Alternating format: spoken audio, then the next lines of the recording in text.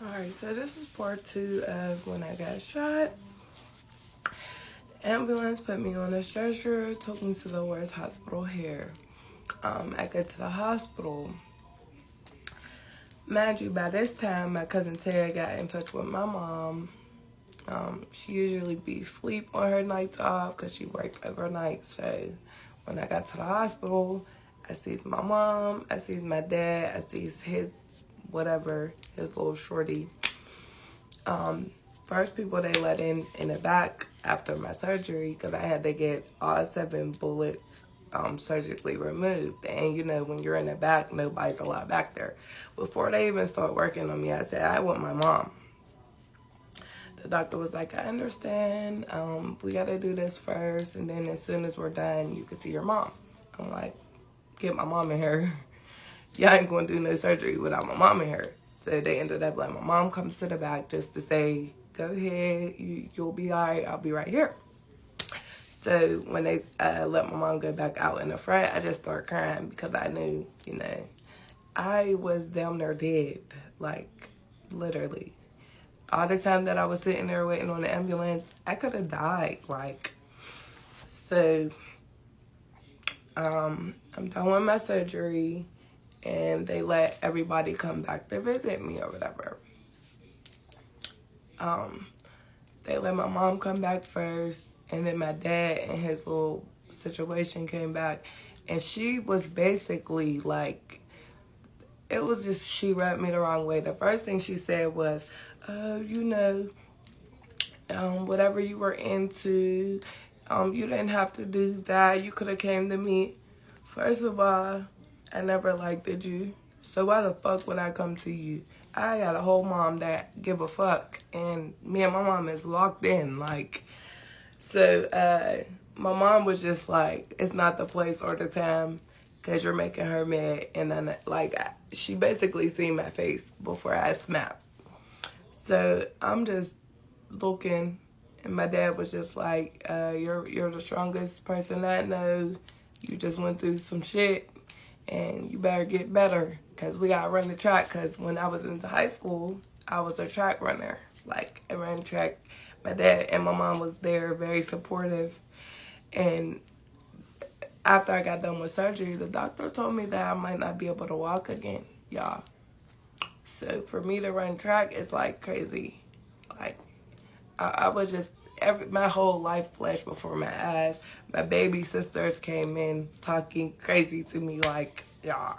Because we're all so close. Like, at this point in my life, me and my family was locked in. Like,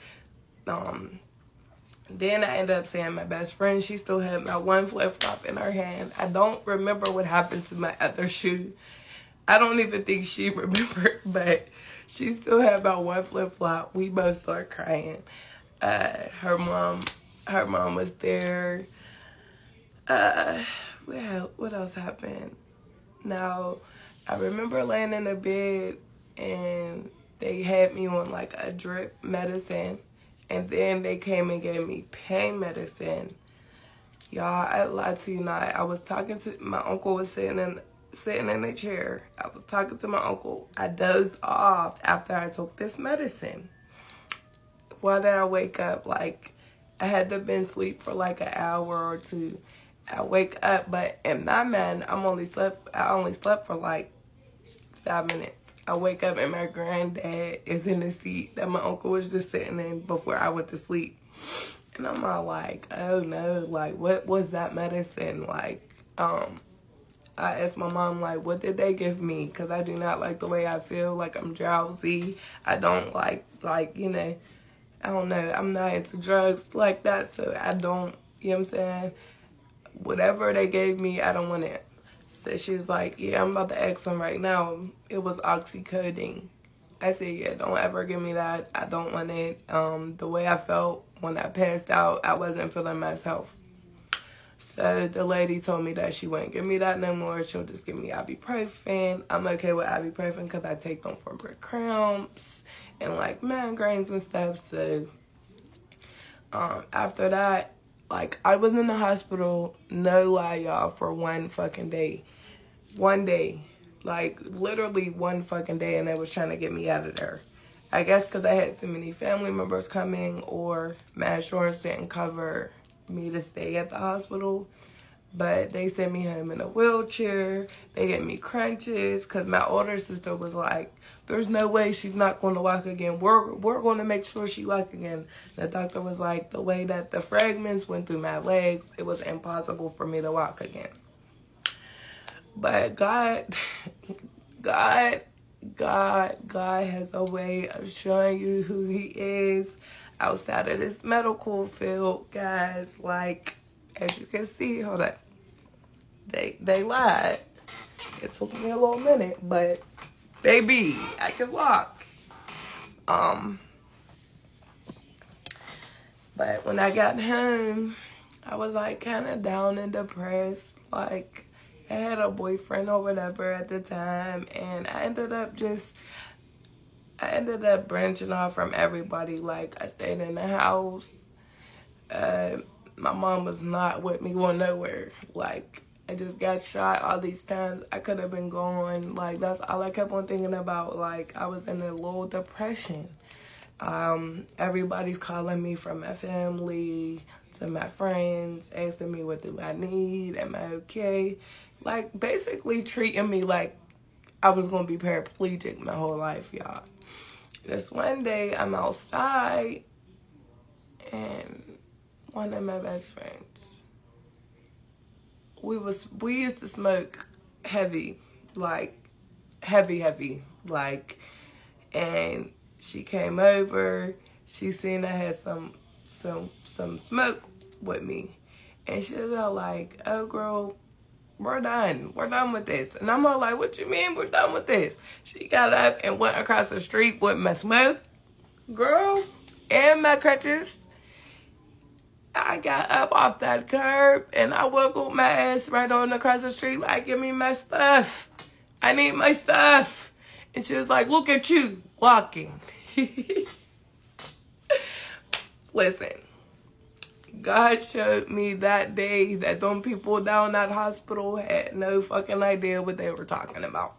I mean, granted, I still do go through stuff like, you know, when it's thunderstorming, I feel like static shock throughout my legs and stuff. I guess because metal went through my legs. And I was told that there is 2 bullets that are still in my legs due to where they're positioned. That, yeah, I might bleed out to death if they were to go in and take them out. But other than that, I'm like, 9 times out of 10, I don't have really much problems with my gunshot wounds. I'm just actually happy that I can tell y'all about my story. And this is a true story. This actually happened. I didn't give y'all details. But I do want to say, like, after that whole situation about my friend's guy friend, why did I find out he was my blood cousin? He's my aunt's son on my granddad's side, which is crazy. Cause listen, ever since that day, we got so tight. Like, my granddad be having parties and stuff. We're always together. Like, at every party, every family event, we all come together.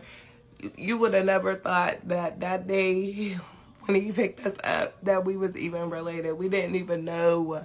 Like, I used to go to his mom's house and never got out the car, stuff like that. Like, if she would have seen me, because I look exactly like my mom. A lot of people say that.